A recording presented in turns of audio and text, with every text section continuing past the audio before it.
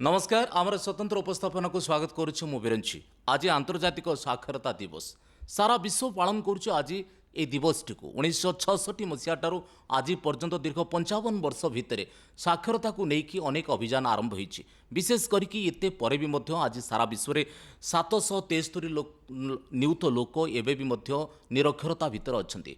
आज प्रश्न उठुछि कहीं ए समस्या केवल सारा विश्व ने सारा आम देश और आम राज्यर मध्य से समान समस्या अंधकार रूपक ये जे अशिक्षा रूपक अंधकार भितर मनीष मुक्त हो स्वाधीन जीवन यापन करिवो एवं जीवन सबकिछि को निजे जानी पारिबो ताकू ही नहीं कि ये अभियान किंतु आज एते वर्ष पर आम कौटी अच्छा या नहीं आज आम स्वतंत्र उपस्थापना आंतर्जातिक साक्षरता दिवस ये प्रसंग आलोचना करने आम सहित डॉक्टर सत्यकाम मिश्र शिक्षाविद तथा पूर्वतन उच्च शिक्षा निर्देशक अच्छा आम सहित डॉक्टर गीतिका पट्टनायक पूर्वतन सभापति राज्य प्रबंधन मंडलीर अच्छा जे उच्च शिक्षा विभाग मुझे स्वागत करुच्च आज कार्यक्रम को मु आलोचना आरंभ करी श्रीयुक्त मिश्र पाखु डॉक्टर मिश्र जे देखा जाए आज सारा विश्व पालन करुच्ची कि भाव में ये साक्षरता को लेकिन आपण दृष्टि लिटरासी व साक्षरता कहले आप कौन बुझे किंतु लिटरेसी बा साक्षरता होची शिक्षा लाभर प्रथम सोपान। आज्ञा शिक्षा लाभ करबा पे जड़े साक्षर हवा आवश्यक। साक्षर अर्थ कौन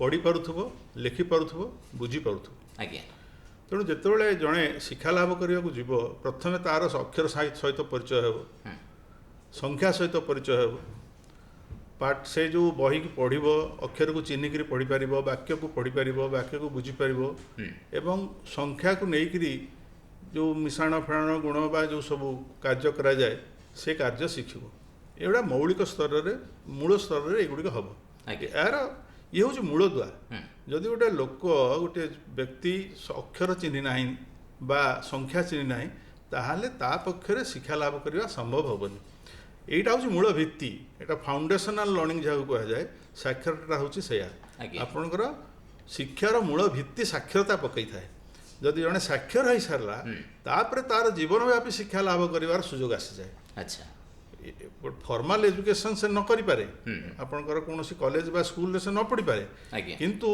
थरे जदि साक्षर हम ताहले से निजको शिक्षित करने सुजोग पाइब निश्चित जदि तार इच्छा थिबो ताहले से जीवनव्यापी शिक्षा लाभ कर सुजोग लाभ करिवो एवं शिक्षा लाभ करिक निजर ज्ञान गरिमा बढ़ाई पार। ओके सार चलित वर्ष देखा जाए सारा विश्व गोटे बड़ महामारी को सामना करिपाखापाखि 2 वर्ष धरी आम समस्ते गोटे जंत्रणार जीवन काटुंट आ भितर सर्वाधिक प्रभावित होती शिक्षा व्यवस्था आ यूनेस्को चलित वर्षर ये साक्षरता दिवसर थीम रखी literacy for human centred recovery narrowing the digital divide विशेष करिकी डिजिटल विभाजन को संकीर्ण करने सह मानव केन्द्रित पुनरुद्धार पर साक्षरता पर गुरुत्व दि जाऊँगी ये प्रसंग सर आप केमती देखते देखो बर्तमान पर्यंत जो महामारी आसवा पूर्व आम लोक मान दुई भाग करूँ आज्ञा साक्षर निरक्षर निरक्षर बर्तमान ये जो व्यवस्था आसला पिला माने स्कूल जाई पारलेनी शिक्षानुष्ठान बंद हो गला ऑनलाइन से डिजिटल नॉलेज बा डिजिटल शिक्षादान व्यवस्था करूँ। अच्छा डिजिटल शिक्षादान जो व्यवस्था है ता समस्त उपलब्ध है नहीं आज्ञा कहीं उपलब्ध है तार कारण है कौन आप गोटे कारण हूँ कनेक्टिविटी जो जोगाजोग नेटवर्क ये सब जिन सब जगह ना। अच्छा आ गोटे है भित्तिभूमि सब जगह ना सब पिला पाखे आम ऑनलाइन शिक्षा पहुँचे पार्लुनि। आज्ञा आ गोटे सबुठ बड़ कथा है जे जो डिजिटल इंस्ट्रूमेंट जो कंप्यूटर कहतु बा आपणकर एंड्रॉइड टेलीफोन जो फोन कहतु मोबाइल फोन ये सब जिनस को व्यवहार कर ज्ञान बहुत पिला पाखे बहुत लोगों पाखे नाला। अच्छा तेणु फल कौन है प्राय 60 भाग ऊर्ध्व व्यक्ति पिला एमाने ऑनलाइन शिक्षार फायदा पाइले नहीं। अच्छा तेणु से साक्षर लोकों भितर दी भाग हो कहलु डिजिटल डिवाइड दी भाग गला किछि लोक डिजिटल नॉलेज थिला तांको पाखरे किछि सुविधा उपलब्ध थिला से सुविधा को हाथे सेमन तो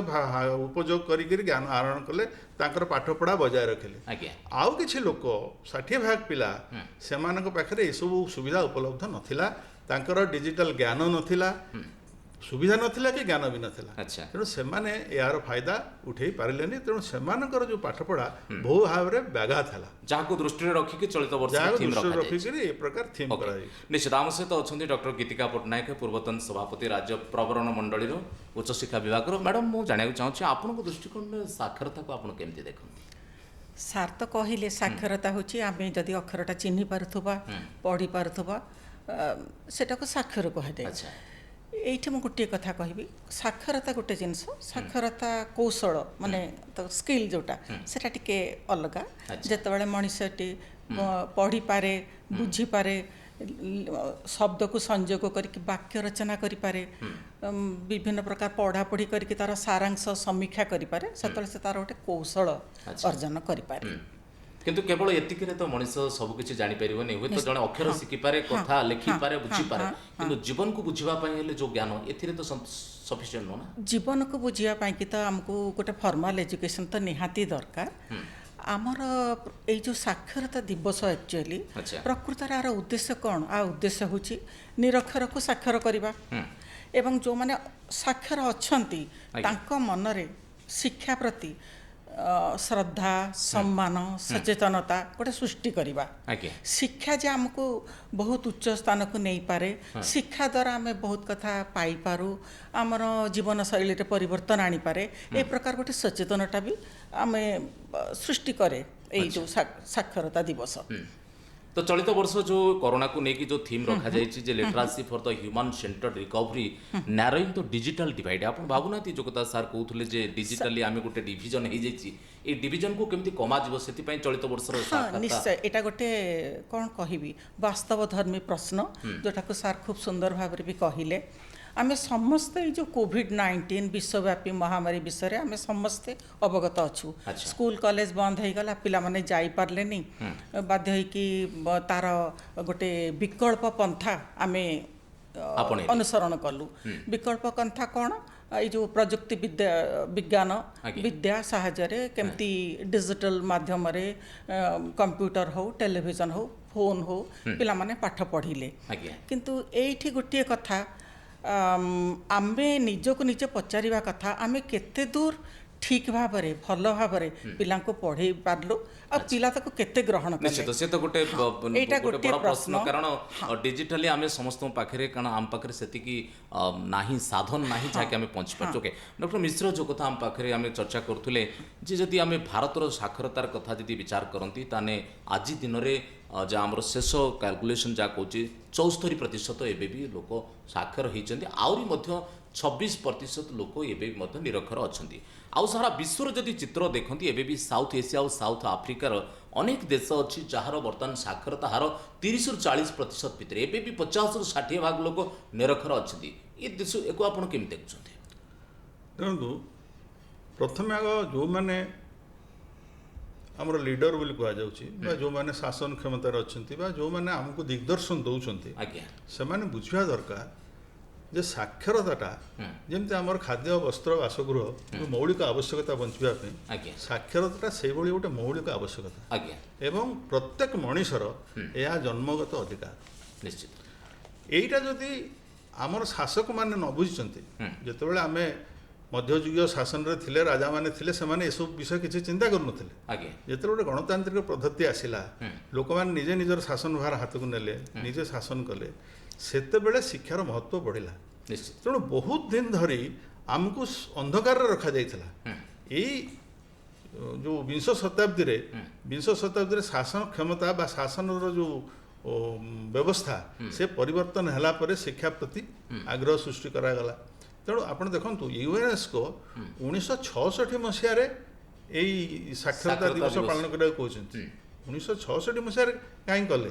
ସେତେବେଳେ ଦେଖିଲେ ଯେ ବହୁ ଦେଶରେ ବହୁତ ଲୋକ ଅଶିକ୍ଷିତ ହେଇ ରହିଛନ୍ତି। ଗୋଟେ ଏଇ ଯେଉଁ ଆପଣଙ୍କର ସାଉଥ ଆଫ୍ରିକାର ଯେଉଁ ସବୁ କଣ୍ଟ୍ରି, ମାଳି ଆଉ ଏମିତି କେତେ ଗୁଏନା କୁହନ୍ତୁ, ସାଉଥ ସୁଦାନ, ମାଲି, ସେଣ୍ଟ୍ରାଲ ଆଫ୍ରିକାନ ରିପବ୍ଲିକ, ଏସବୁ ଦେଶରେ ଅନେକ ଏବଂ ଆଉ ଗୋଟେ ତାର ବିପଜ୍ଜନକ ଦିଗ ଥିଲା ଯେ ସାକ୍ଷରତା ନଥିବା ଯୋଗୁଁ ନାରୀମାନେ ନିର୍ଯାତିତ ହେଉଥିଲେ। ନିଶ୍ଚିତ ଏଇଟା ନିରକ୍ଷରତା ଯୋଗୁଁ ନାରୀମାନେ ସବୁ ଜାଗାରେ, ସବୁ ଦେଶରେ ସଫର କରୁଥିଲେ, ଯେଉଁ ଲିଙ୍ଗଗତ ପାତର ଅନ୍ତରତା ସବୁ ହେଉଥିଲା। ତେଣୁ ଏଗୁଡ଼ାକ ସବୁ ଯେତେବେଳେ ସର୍ଫେସ୍କୁ ଆସିଲା ସମସ୍ତେ ରିଏଲାଇଜ୍ କଲେ ଆସ୍ତେ ଆସ୍ତେ ସମସ୍ତେ ଅନୁଭବ କଲେ ଯେ ସାକ୍ଷରତାଟା ହେଉଛି ଗୋଟେ ମୌଳିକ ଅଧିକାର ସେଇ ଅଧିକାର ସମସ୍ତଙ୍କୁ ଦେବାକୁ ପଡ଼ିବ ଆଚ୍ଛା ଏବଂ ଯେମିତି ସରକାର ଗୋଟେ ଶାସନ ବ୍ୟବସ୍ଥାର ଦାୟିତ୍ୱ ହେଉଛି କେହି ଭୋକରେ ନ ମରନ୍ତୁ ଉପାସରେ କେହି ନ ମରନ୍ତୁ ସମସ୍ତଙ୍କୁ ମିନିମମ୍ ଯେତିକି ଦରକାର ଗୋଟେ ୱେଲଫେୟାର ଷ୍ଟେଟ୍ ବା ଜନମଙ୍ଗଳ ରାଷ୍ଟ୍ରରେ ତାକୁ ଯୋଗାଇ ଦିଆଯାଏ ସେମିତି ଜନମଙ୍ଗଳ ରାଷ୍ଟ୍ରରେ ଶିକ୍ଷା ବି ନିଶ୍ଚିତ ଭାବେ ଦିଆଯିବ ନିଶ୍ଚିତ ଏବଂ ଆପଣ ଦେଖନ୍ତୁ 2009 ମସିହାରେ ଆମେ ଶିକ୍ଷାକୁ ଏକ ମୌଳିକ ଅଧିକାର ରୂପେ ଅଧିକାର ଭାବରେ ଗ୍ରହଣ କଲୁ Right to ଏବଂ ରାଇଟ୍ ଟୁ ଏଜୁକେସନ୍ ଆକ୍ଟ ସେତେବେଳେ ହେଲା ତେଣୁ ଆପଣ କେତେ ସମୟ ଲାଗିଲା କେତେ ସମୟ ନିଶ୍ଚିତ ଭାବରେ ଶିକ୍ଷାର କିନ୍ତୁ ସାର୍ ମୋର ପ୍ରଶ୍ନ ରହିବ ଯେ ଯେଉଁ କଣ୍ଟ୍ରି ମାନଙ୍କରେ ବିଶେଷ କରି ସାଉଥ ଏସିଆ ବା ସାଉଥ ଆଫ୍ରିକାର ଯେଉଁ କଣ୍ଟ୍ରି ଆଜି ବି ମଧ୍ୟ ଦୀର୍ଘ 55 ବର୍ଷର ଏ ପ୍ରକାର ପ୍ରଚେଷ୍ଟା ପରେ ବି ଆଜି ବି ମଧ୍ୟ ସେଠି 50ରୁ 60% ଲୋକ ନିରକ୍ଷର ଅଛନ୍ତି କାରଣ କ'ଣ ଏକ୍ସାକ୍ଟଲି ସେଇଥିପାଇଁ ଏଇ ସାକ୍ଷରତା ଦିବସ ପାଳନର ଉଦ୍ଦେଶ୍ୟ ସେଇଆ ଆଚ୍ଛା ଏ ଯେଉଁ ସାକ୍ଷରତା ବିଷୟରେ ସବୁ ବିଭିନ୍ନ ଲୋକ ବିଭିନ୍ନ ଗୋଷ୍ଠୀ ବିଭିନ୍ନ ସମାଜ ଭିତରେ ସଚେତନତା ସୃଷ୍ଟି କରିବେ ଲୋକ କେବଳ ସରକାର ଚାହିଁଲେ ହେବନି ଲୋକ ନିଜେ ଚାହିଁବେ ସାକ୍ଷର ହେବା ପାଇଁ ଏବଂ ଯେଉଁମାନେ ଆଜି ଭିତରେ ସାକ୍ଷର ହେଇସାରିଲେଣି ସେମାନଙ୍କର ଗୋଟେ ସାମାଜିକ ଦାୟିତ୍ୱ ଅଛି ଯେଉଁମାନେ ନିରକ୍ଷର ରହିଛନ୍ତି ତାଙ୍କୁ ମଧ୍ୟ ସାକ୍ଷର କରିବା ଦରକାର ତେଣୁ ଏଇଭଳିଆ ଗୋଟେ ପରିସ୍ଥିତି ସୃଷ୍ଟି କରିବା ପାଇଁ ସାକ୍ଷରତା ଦିବସ ଆମେ ପାଳନ କରୁଛୁ ସମସ୍ତେ ସେଥିରେ ମନ ଦେବେ ସମସ୍ତଙ୍କୁ ସମସ୍ତେ ସାକ୍ଷର କରିବା ପାଇଁ ଚେଷ୍ଟା କରିବେ ତାହେଲେ ଇଏ ଗୋଟେ କମ୍ବାଇନ୍ଡ ରେସ୍ପନ୍ସିବିଲିଟି ସମସ୍ତେ ଏଇଟା ଗୋଟେ ସାମାଜିକ ଦାୟିତ୍ୱ ସାମାଜିକ ଦାୟିତ୍ୱ ଯିଏ ସାକ୍ଷର ହେଇନାହାନ୍ତି ତାଙ୍କୁ ସାକ୍ଷର କରିବା ପାଇଁ ପ୍ରବର୍ତ୍ତାଇଯିବ ତାଙ୍କୁ ସୁବିଧା ଯୋଗାଇ ଯିବ ଯେଉଁମାନେ ସାକ୍ଷର ହେଇଛନ୍ତି ସେମାନେ ନିରକ୍ଷରଙ୍କୁ ସାହାଯ୍ୟ କରିବେ ମ୍ୟାଡ଼ାମ ପଟ୍ଟନାୟକ ଯେଉଁ କଥା କହୁଥିଲେ ଯେ ସାର୍ କହୁଥିଲେ ଯେ ଯେଉଁ ଶିକ୍ଷା ହେଉଛି ଗୋଟେ ମୌଳିକ ଅଧିକାର ଯେମିତି ଖାଦ୍ୟ ବସ୍ତ୍ର ତାର ଯେମିତି ଗୋଟେ ମୌଳିକ ଅଧିକାର ଇଏ ସେମିତି ମଧ୍ୟ ଗୋଟେ ମୌଳିକ ଅଧିକାର କିନ୍ତୁ ଦୀର୍ଘ ଅନେକ ବର୍ଷ ଲାଗିଗଲା ଆମ ଦେଶରେ ତାକୁ ରାଇଟ୍ ଟୁ ଏଜୁକେସନ୍ ଆକ୍ଟ ଆଣିବା ପାଇଁ ଯେଉଁ କଥା ସିଏ ସାର୍ କହୁଥିଲେ ଯେ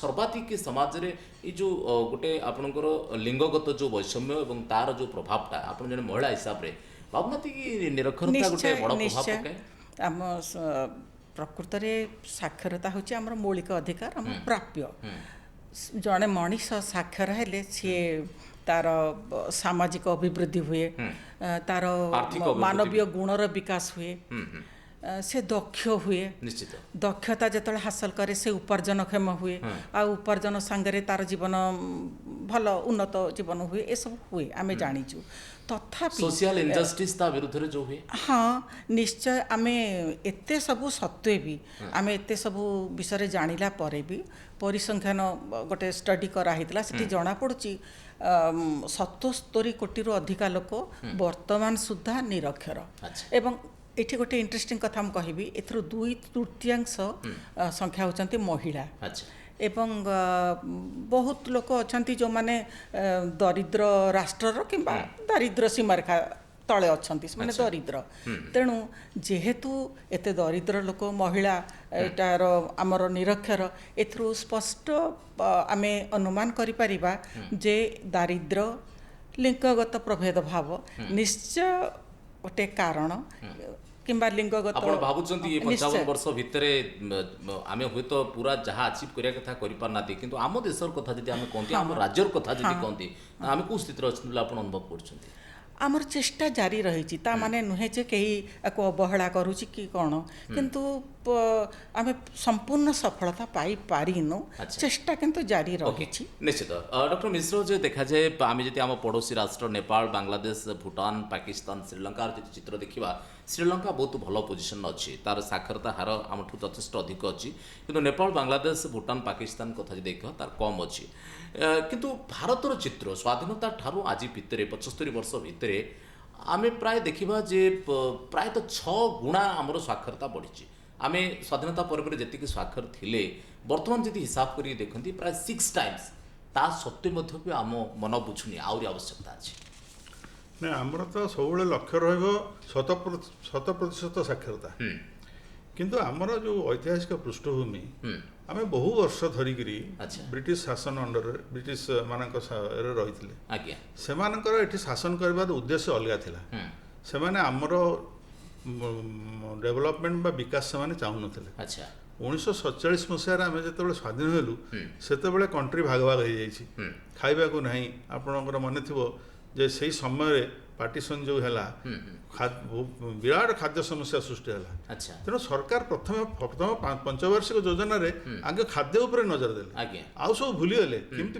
आग लोक खाइक बंचुंतु बंचिबा दरकार तेणु गोटे स्टेज आसला जो आम टिके स्थिर हेलु स्थिर होला पर अर्थनैतिक प्रगति कथा चिंता करागला शिक्षा कथा चिंता करागला विभिन्न स्कूल कॉलेज खोलिला यूनिवर्सिटी है आज देखो बहुत व्यापक भाव में शिक्षार प्रसार होइछि आपण जो अंचल को आम नॉर्थ ईस्ट बोली कहूचे अच्छा सेठी साक्षरता हार बहुत बेसी हो जाइए सेठी भल यूनिवर्सिटी मान स्कूल कॉलेज मान आपणकर साक्षरता बढ़िबार लगी आज्ञा किंतु होउचे कौन ना जो दारिद्र्यता दारिद्र्यता होउचे हमर गोटे प्रधान शत्रु निश्चित पिला माने जतबेले छोट गरीब घर पिला ताको बापा माँ छोट बेलू पठाउछन्ते जाई काम कर पैसा दिटा आनले घरे कारण इमिडिएट से दी पैसा रोजगार कर परिवार चलिबो तेणु आम जदि आज 100% साक्षर हो पारनु तार प्रथम कारण है हमर गोटे ऐतिहासिक पृष्ठभूमि द्वितीय कारण है दारिद्र्यता दारिद्र्यता जो बहु बापा माँ पिला मानकु स्कूल को पठाउ ना एबे व्यापक साहाय्य कराऊँगी आप जानते जो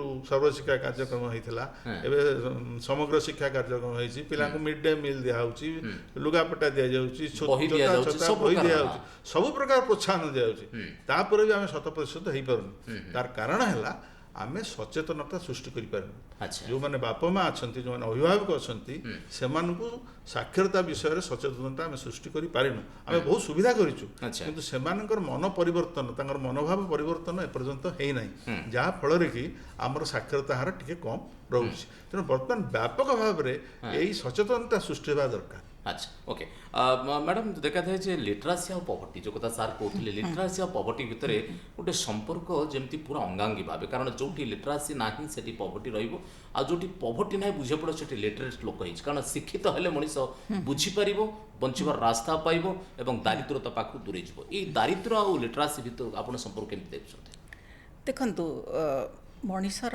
जदि आम ताकू नीड्स को टिके आलोचना करवा प्रथम से तार बेसिक नीड गुड़ाक पूरण करने को चाहे जमती खाद्य वस्त्र बासगृह ये सब प्रथम पूरण हम तापर शिक्षा आसूची दरिद्र लोक मैंने जेहेतु सेठी रही जाउचंती से खाद्य वस्त्र चिंतार रही जाउचंती से माने आउ ऊपर को देखिया पाई कि एतेटा तांकर माने कौन कहबी प्रेरणा आसुनी आग्रह आसुनी तेणु प्रथम कथा तांकर बेसिक नीड जो गुड़ाक सेटा पूरण करिया को अच्छी बेसिक नीडटा पूरण हो गला परे से माने जेतेबेले जानिबे से माने भी आजिकल विभिन्न मीडिया रे से देखुचंती जानुचंती आग परिका से माने एते अज्ञ नाहांती सब कथा समस्त जानुचंती खाली एतिकी तांकर जो पारिपार्श्विक पारिवारिक अवस्थाटा तांको टाणी धरुची से तेणु प्रथम काम आमर हैला तांको तांकर बेसिक नीडटा पूरण करा जिवार केमती कौन करा जाई पारिबो तापरे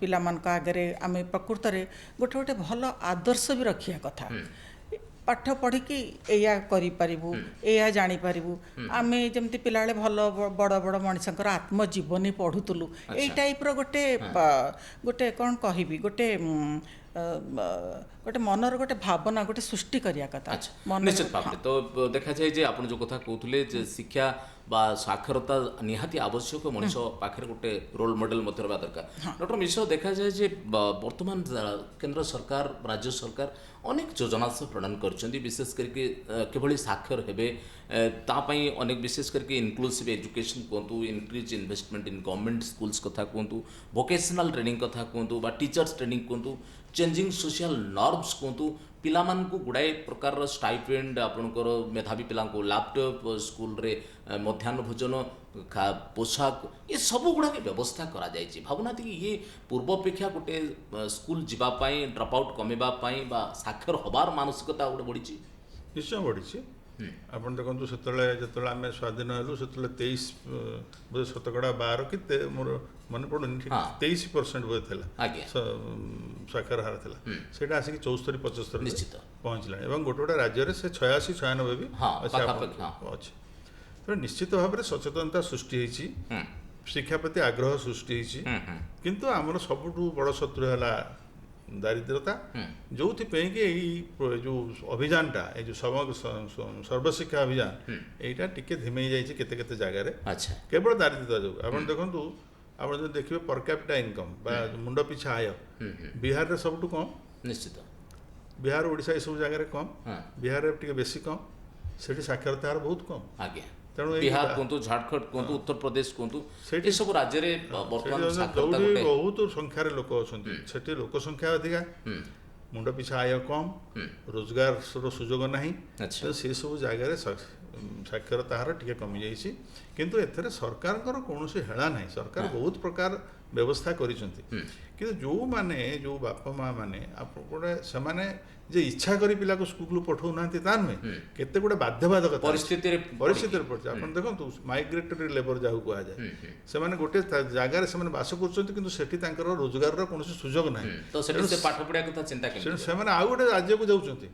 ଆମର ଓଡ଼ିଶାରୁ ୱେଷ୍ଟର୍ଣ୍ଣ ଓଡ଼ିଶା ବଲାଙ୍ଗୀରରୁ ଲୋକ ଯାଆନ୍ତି ଆନ୍ଧ୍ର ବା ଦକ୍ଷିଣକୁ ଇଟା ତିଆରି ଇଟା ଭାଟିରେ କାମ କରିବା କରିବା ପାଇଁ। ଯେଉଁ ପିଲାମାନେ ଏଠି ତାଙ୍କ ସାଙ୍ଗରେ ଛୋଟ ପିଲା ଗୁଡ଼ିକ ଗଲେ ସେ ପଢ଼ାରୁ ବଞ୍ଚିତ ହେଇଗଲେ। ନିଶ୍ଚିତ ଭାବରେ। ସେଥିପାଇଁ ଆମେ ସବୁବେଳେ କହୁଛୁ ଯେ ମାଇଗ୍ରେଟରୀ ଲେବରଙ୍କ ପାଇଁ ସେଠି ସ୍କୁଲ କରାଯାଉ, କିନ୍ତୁ ଏଇଟା ସମ୍ଭବ ହେଇପାରୁନି। କାରଣ ସେ ଗୋଟେ ଅଲଗା ରାଜ୍ୟ, ସେ ଏମାନେ ଯେଉଁ ଯିବେ ସେ ତାଙ୍କ ରାଜ୍ୟର ଭାଷା ତ ପଢ଼ିବେନି, ଆମ ରାଜ୍ୟର ଭାଷା ପଢ଼ିବେ। ଏବଂ କେତେ ପିଲା ଯାଉଛନ୍ତି, କୋଉଠୁ ରହୁଛନ୍ତି, ତାକୁ ସବୁ ଗୋଟେ ଅର୍ଗାନାଇଜ କରିହେଉନି। ଉପାନ୍ତ ଅଞ୍ଚଳରେ ଯେଉଁ ବିଛିନ୍ନା ଅଞ୍ଚଳରେ ଆମର ଓଡ଼ିଆ ସ୍କୁଲ ଅଛି, ଆଜ୍ଞା। କିନ୍ତୁ ଏଇ ଯେଉଁମାନେ ସବୁ ମାଇଗ୍ରେଟରୀ ଲେବର ତାଙ୍କ ପିଲାଙ୍କ ପାଇଁ ସ୍କୁଲ କରିହେଉନି। ଆଜ୍ଞା। କିନ୍ତୁ କେତେ ଗୁଡ଼େ ନିରକ୍ଷର ରହିବା ପାଇଁ ସେମାନେ ବାଧ୍ୟ ହେଉଛନ୍ତି। କିନ୍ତୁ ତା ଭିତରେ ସାର୍ ଆଉ ଗୋଟେ ବଡ଼ ଯନ୍ତ୍ରଣାର ଚିତ୍ର ଆସୁଛି। ଯଦି ଆମେ ଦେଖିବା ସାରା ପୃଥିବୀର ନିରକ୍ଷରତାର ଚିତ୍ର, ତା ଭିତରେ 287 ମିଲିୟନ ଇଲିଟରେଟ୍ କେବଳ ଭାରତରେ, ଯାହାର ସାରା ବିଶ୍ୱର 37%, ମାନେ ସାରା ବିଶ୍ୱରେ ଯେତିକି ନିରକ୍ଷର ଅଛନ୍ତି କେବଳ 37% ହେଉଛନ୍ତି ଆମ ଦେଶରେ, ଯାହାକୁ ନେଇକି ମଧ୍ୟ ବଡ଼ ଚିନ୍ତାର କାରଣ। ଆମର ହେଉଛି ଡେଭଲପିଂ କଣ୍ଟ୍ରି, ବିକାଶଶୀଳ ରାଷ୍ଟ୍ର। ଆଚ୍ଛା। ଆପଣ ଆମେରିକାକୁ ଦେଖନ୍ତୁ, ସେ କେଉଁ ଭଳିଆ, ସେ କିନ୍ତୁ ବିକଶିତ ରାଷ୍ଟ୍ର, ଆଜ୍ଞା। Developed country. Develop country. ସେଠି ନିରକ୍ଷରତା ନାହିଁ, କେତେ ଅଛି? ନିରକ୍ଷରତା ବହୁତ ଅଛି ସେଠି। ନିଶ୍ଚିତ। ତେଣୁ ନିରକ୍ଷରତାକୁ ଦୂର କରିବାକୁ କ'ଣ ହେବ ନା ସମସ୍ତେ ଆଗ୍ରହ ପ୍ରକାଶ କରିବା ଦରକାର। ମୁଁ ଯେଉଁଟା କହିଲି ଯେ ସରକାର ଯେତେ ପ୍ରକାର ସୁବିଧା କଲେ ବି ଯେଉଁ ପ୍ରକାର କିଛି ଭୌଗୋଳିକ କାରଣ ବି ରହିଛି, ଲୋକମାନେ ଏଭଳି ଅଞ୍ଚଳରେ ରହୁଛନ୍ତି। ଆପଣ କିଛି ଦିନ ତଳେ ମନେ ରଖିଥିବ ଓଡ଼ିଶାର ଗୋଟେ ନଗଡ଼ା ବୋଲି ଗୋଟେ ବାହାରିଲା, ଯାଜପୁର ଜିଲ୍ଲାରେ, ଯାଜପୁର ଭଳିଆ ଜିଲ୍ଲା, ସେ ଗୋଟେ କିଛି ଉପାନ୍ତ ଅଞ୍ଚଳ ନୁହଁ। ସେ ପାହାଡ଼ ଉପରେ ଲୋକ ରହିଛନ୍ତି, ଖାଇବାକୁ ପାଉନାହାନ୍ତି, ରାସ୍ତା ନାହିଁ, ସେଠି ପାଠ ପଢ଼ିବା କଥା। ଶିକ୍ଷା ସ୍ୱପ୍ନ ପୁରା ଶିକ୍ଷା ସ୍ୱପ୍ନ। ତେଣୁ ଆମର ସେଇଭଳିଆ ଦୁର୍ଗମ ଅଞ୍ଚଳ ଅଛି। ଆଚ୍ଛା। ମାଇଗ୍ରେଟରୀ ଲେବର କଥା କହିଲି, ଦାରିଦ୍ର୍ୟତା କଥା କହିଲି, ଏଇ ଯେଉଁ ସମସ୍ୟା ଗୁଡ଼ାକୁ ୟାକୁ ଆଡ୍ରେସ୍ କରିବା ଦରକାର ସାକ୍ଷରତା ସାଙ୍ଗରେ। ଖାଲି ମାଗଣା ଖାଦ୍ୟ, ମାଗଣା ଲୁଗାପଟା, ମାଗଣା ବହି ଦେଇଦେଲେ ହେବନି।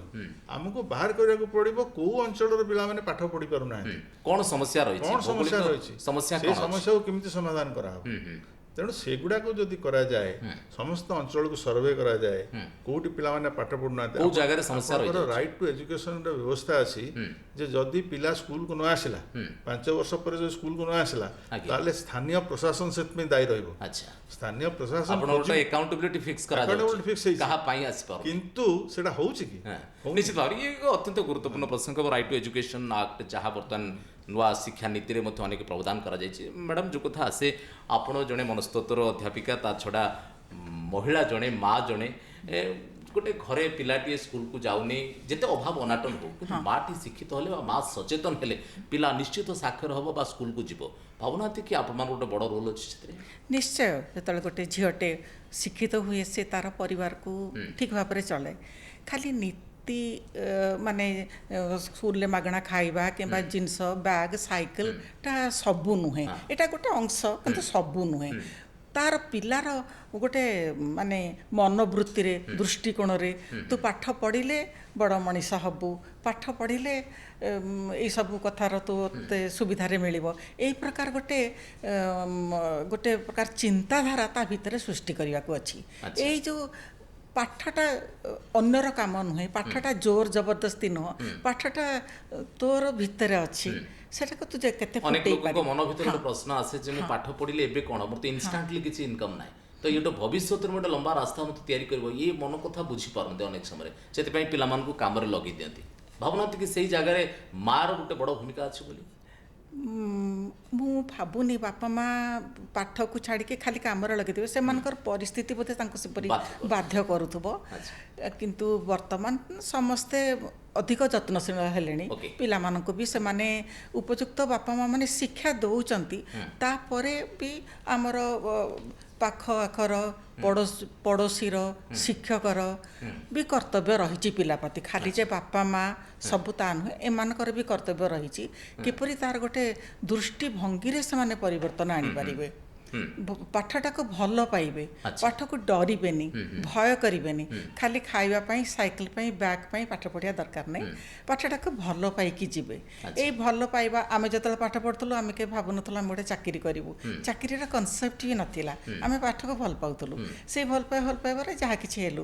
ସେଇ ପ୍ରକାର ଏତେ ପ୍ରକାର ପିଲା ଆଗରେ ଏତେ ପ୍ରେସର ଦିଅନ୍ତୁନି, ଏତେ ଷ୍ଟ୍ରେସ୍ ତାକୁ କରନ୍ତୁନି। ଖାଲି ଭଲ ପଢ଼ିଲେ ଡାକ୍ତର ହବ, ଇଞ୍ଜିନିୟର ହବ, ନହେଲେ ନାହିଁ କିଛି ନାହିଁ। କିନ୍ତୁ ପାଠ ପଢିବା ଅର୍ଥ ନୁହେଁ ଯେ କେବଳ ଚାକିରି କରିବା, କିନ୍ତୁ ସାକ୍ଷର ହବା ଦରକାର, ଦୁନିଆକୁ ଜାଣିବା ଦରକାର। ମାଟି ଯଦି ଶିକ୍ଷିତ ହେଲା ତାହେଲେ ପୁରା ପରିବାର ଶିକ୍ଷିତ ହେଲା। ନିଶ୍ଚିତ। ଯଦି ପୁରୁଷ ଲୋକଟିଏ ଶିକ୍ଷିତ ହେଲା ସେ ନିଜେ ଶିକ୍ଷିତ ହବ। ଏବଂ ଆଉ ଗୋଟେ କଥା ହେଉଛି ଯେଉଁ ମାନେ ଯେଉଁଟା ନାରୀ ଶିକ୍ଷା କଥା ଆପଣ କହିଲେ, ତାର ଗୋଟେ ବଡ଼ ଗୋଟେ ହେଉଛି ଉପକାର ହେଉଛି କ'ଣ ନା ଆପଣଙ୍କର ହେଲ୍ଥ ହାଜାର୍ଡସ୍, ଯେଉଁ ସ୍ୱାସ୍ଥ୍ୟଗତ ସମସ୍ୟା ସବୁ ରହୁଛି, ବିଶେଷ କରି ଆମର ଯେଉଁ ଲୋକମାନେ ସବୁ ଟିକେ ସମାଜର ତଳ ସ୍ତରରେ ଅଛନ୍ତି, ଯାହାକୁ ଆମେ ମାର୍ଜିନାଲାଇଜ ବୋଲି କହୁଛେ, ସମାଜରୁ ବାହାର କରିଦେଲା ଭଳିଆ ଅବସ୍ଥା ହେଇଛି, ସେମାନଙ୍କର ମୁଖ୍ୟ ସମସ୍ୟା ହେଉଛି ସ୍ୱାସ୍ଥ୍ୟ ସମସ୍ୟା। ଯଦି ମାଟିଏ ପାଠ ପଢ଼ିଲା ତାହେଲେ ସେ ସଚେତନ ହେବ। ଆପଣ ଦେଖନ୍ତୁ ଏବେ ଗୋଟେ ମହାମାରୀ ହେଲା, ମହାମାରୀ ବିଷୟରେ ବହୁତ କଥା କୁହାହେଲା, 6 ଫୁଟର ଡିଷ୍ଟାନ୍ସ ମେଣ୍ଟେନ୍ କର, ସେ ମାସ୍କ ବାନ୍ଧ, ଏଇସବୁ ଜିନିଷ ଯେଉଁ କୁହାହେଲା, ଯଦି ମାଟିଏ ଶିକ୍ଷିତ ନ ହେଇଥିବ, ମାଟିଏ ଯଦି ଏଇଟା ବୁଝି ନ ପାରିଲା ଏ ଗାଇଡ଼ଲାଇନଟା, ତାହେଲେ ସେ ପରିବାରର କେହି ବୁଝିପାରିବେନି, କେହି ସେ କଥା ମାନିବେନି, ତେଣୁ ଆହୁରି ସ୍ୱାସ୍ଥ୍ୟଗତ ସମସ୍ୟା ବଢ଼ିବ। ତେଣୁ ଆପଣଙ୍କର ଯଦି ଆଜି ଶିଶୁ ମୃତ୍ୟୁହାର ଭାରତରେ କମିଥାଏ, ତାହେଲେ ଏହାର କେବଳ ମାର ସାକ୍ଷରତା ବା ମାର ସଚେତନ। ନିଶ୍ଚିତ ଭାବରେ ବହୁତ ବହୁତ ଧନ୍ୟବାଦ। ଆଜିର ଆଲୋଚନା ଥିଲା ଯେ ଆନ୍ତର୍ଜାତିକ ସାକ୍ଷରତା ଦିବସ, ଏ ପ୍ରସଙ୍ଗରେ ଆଲୋଚନା କରୁଥିଲେ ଆମ ସହିତ 2 ଜଣ ଅତିଥି ଥିଲେ, ଡକ୍ଟର ସତ୍ୟକାମ ମିଶ୍ର, ପୂର୍ବତନ ଉଚ୍ଚଶିକ୍ଷା ନିର୍ଦ୍ଦେଶକ ତଥା ଶିକ୍ଷାବିତ୍, ଏବଂ ଡକ୍ଟର ଗୀତିକା ପଟ୍ଟନାୟକ, ପୂର୍ବତନ ସଭାପତି, ରାଜ୍ୟ ପ୍ରବରଣ ମଣ୍ଡଳୀ ଉଚ୍ଚଶିକ୍ଷା ବିଭାଗ ତଥା ମନସ୍ତତ୍ତ୍ୱ ବିଭାଗର ଅଧ୍ୟାପିକା। ଆମେ ଚର୍ଚ୍ଚା କରୁଥିଲେ ଆନ୍ତର୍ଜାତିକ ସାକ୍ଷରତା ଦିବସ। ମଣିଷ ସାକ୍ଷର ହେଲେ, ଜାଣିଲେ ଜୀବନକୁ ଉପଭୋଗ କରିବ। ଯେପର୍ଯ୍ୟନ୍ତ ସେ ଜାଣିନି, ଯେପର୍ଯ୍ୟନ୍ତ ସେ ସାକ୍ଷର ନୁହଁ, ସେ ପର୍ଯ୍ୟନ୍ତ ତାକୁ ଅନେକ ଠକାମିର ସାମ୍ନା କରିବାକୁ ପଡ଼ିବ। ଆଜି ଦୀର୍ଘ 55 ବର୍ଷ ଧରି ୟୁନେସ୍କୋ ଦ୍ୱାରା ସାରା ପ୍ରତିବର୍ଷ ଏହି ସେପ୍ଟେମ୍ବର 8 ତାରିଖରେ ସାକ୍ଷରତା ଦିବସ ପାଳନ କରାଯାଉଛି। ଏକମାତ୍ର ଉଦ୍ଦେଶ୍ୟ ହେଉଛି ଲୋକକୁ ସଚେତନ କରିବା, ଶିକ୍ଷିତ କରିବା ଏବଂ ଆତ୍ମନିର୍ଭର କରିବା। ଆଉ ସେଥିପାଇଁ ଭାରତ ସରକାର ମଧ୍ୟ ଅନେକ ଯୋଜନା ପ୍ରଣୟନ କରିଛନ୍ତି। ଆଉ ସେଥିପାଇଁ ଆମେ ନିଶ୍ଚିତ ଭାବରେ ସଚେତନ ହେବା ଦରକାର। ତେବେ ଆଜିର କାର୍ଯ୍ୟକ୍ରମ ସମୟ ଏଇଠି ରଖୁଛୁ। ନମସ୍କାର।